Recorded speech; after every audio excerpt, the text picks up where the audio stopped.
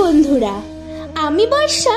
আপনারা দেখছেন আমার চ্যানেল ট্রাভেলিং বর্ষা।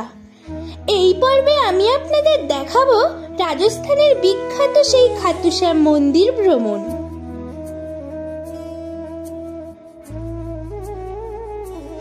খাটু শ্যাম কিভাবে আসবেন, কি কি দেখবেন, সম্পূর্ণ তথ্য।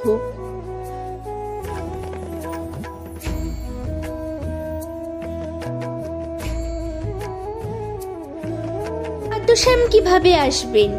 খাটু শ্যামের সবচেয়ে কাছের রেলওয়ে স্টেশন হচ্ছে রিঙ্গাস জংশন রেলওয়ে স্টেশন। তবে দেশের বিভিন্ন প্রান্তের সাথে রিঙ্গাস রেলওয়ে স্টেশনের সরাসরি যোগাযোগ নেই। আপনারা জয়পুর অথবা দিল্লি থেকে রিঙ্গাস আসার একাধিক ট্রেন পেয়ে যাবেন।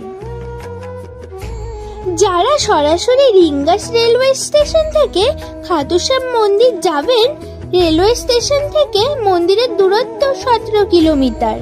বাসের ভাড়া লাগবে 50 টাকার মতো।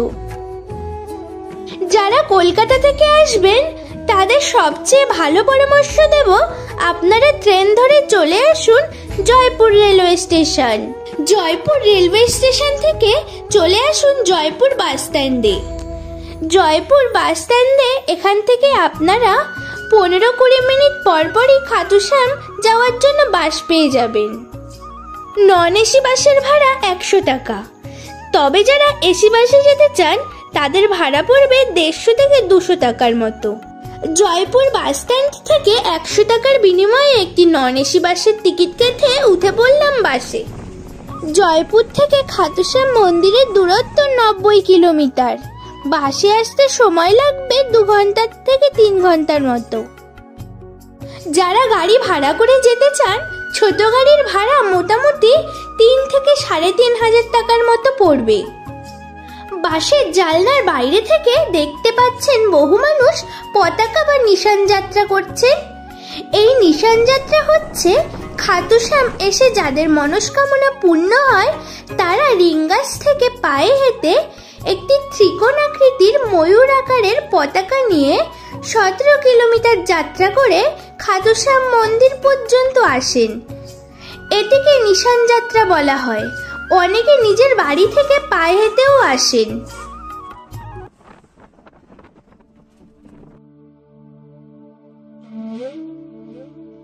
তো চলে এসেছি খাটু শ্যাম বাস স্ট্যান্ড। বাস স্ট্যান্ড থেকে মন্দিরের দূরত্ব পায়ে হেঁটে 10 মিনিটের মতো লাগবে। তো চলুন যেতে যেতে এই মন্দিরের কাহিনীটি আমি আপনাদের জানাই।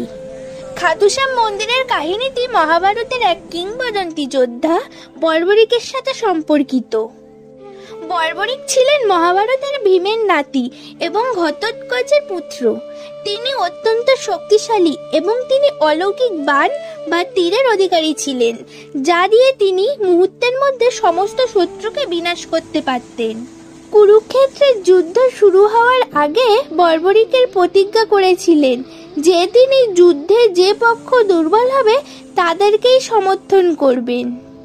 ভগবান শ্রীকৃষ্ণ জানতেন যে বর্বরিকের এই প্রতিজ্ঞা যুদ্ধের ভারসাম্য নষ্ট করবে। বর্বরিক যে পক্ষই সমর্থন করতেন সেই পক্ষই শক্তিশালী হয়ে উঠত।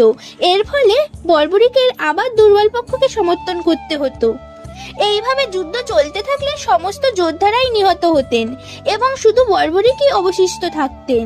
পরিস্থিতি এড়াতে শ্রীকৃষ্ণ ব্রাহ্মণের ছদ্মবেশে বর্বরিকের কাছে আসেন এবং তার কাছে দান স্বরূপ তার মাথা চেয়ে বসেন।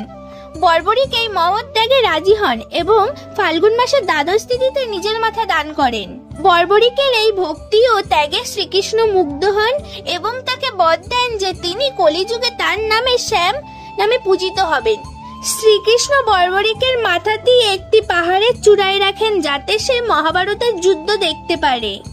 কলিযুগের বহু যুগ পরে রাজস্থানের খাটু গ্রামে বর্বরিকের সেই মাথাটি মাটির নিচে খুঁজে পাওয়া যায়। সেখানকার রাজা রূপ সিং চৌহান স্বপ্নে আদেশ পেয়ে সেখানে একটি মন্দির নির্মাণ করেন এবং সেখানে সেই মস্তকের প্রতিষ্ঠান করেন। যারা পুজো দিতে চান, পুজোর প্রসাদ সামগ্রী মন্দিরের সামনে অসংখ্য দোকান আছে, সেখান থেকেই পেয়ে যাবেন। সাথে একটি ময়ূরের পালক, গোলাপ ফুল ও সুগন্ধি অবশ্যই নেবেন। প্রসাদ কিনে এরপরে চলে আসলাম শ্যামকুণ্ডের পথে। শ্যামকুণ্ড হলো খাটুশ্যাম মন্দিরের কাছে অবস্থিত একটি পবিত্র কুণ্ড।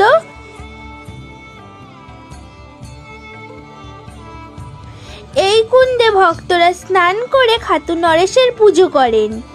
কথিত আছে এই পুকুর থেকেই বাবা শ্যামের মস্তক আবির্ভূত হয়েছিলেন। ভক্তরা বিশ্বাস করেন যে এই পুকুরের জলে তীব্র পবিত্রতা ও রোগ সারানোর ক্ষমতা রয়েছে।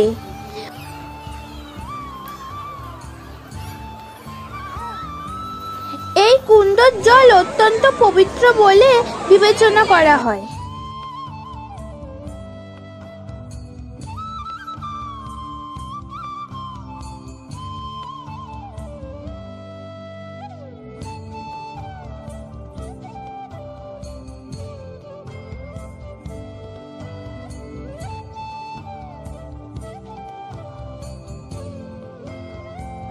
মন্দিরে প্রবেশের আগে নিশান মন্দিরের একদম সামনেই রেখে মন্দিরে প্রবেশ করতে হয়।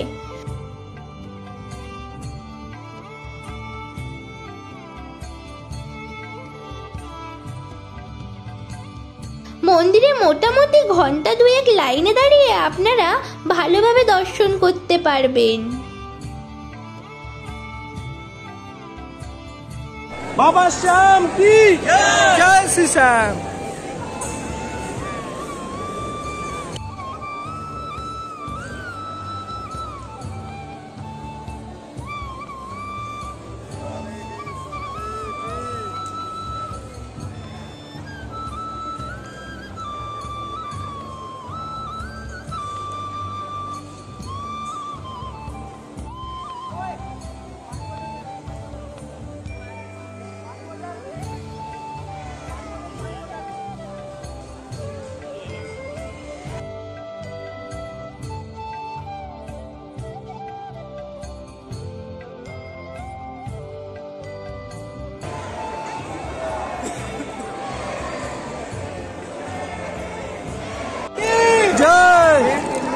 ফাইনালি খুব সুন্দর মন্দির আমাদের দর্শন হলো।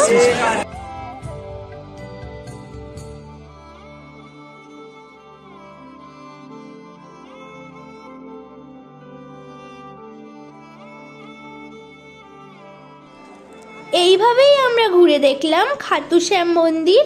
আপনারা আসুন খাটুশ্যাম বাবার দরবারে।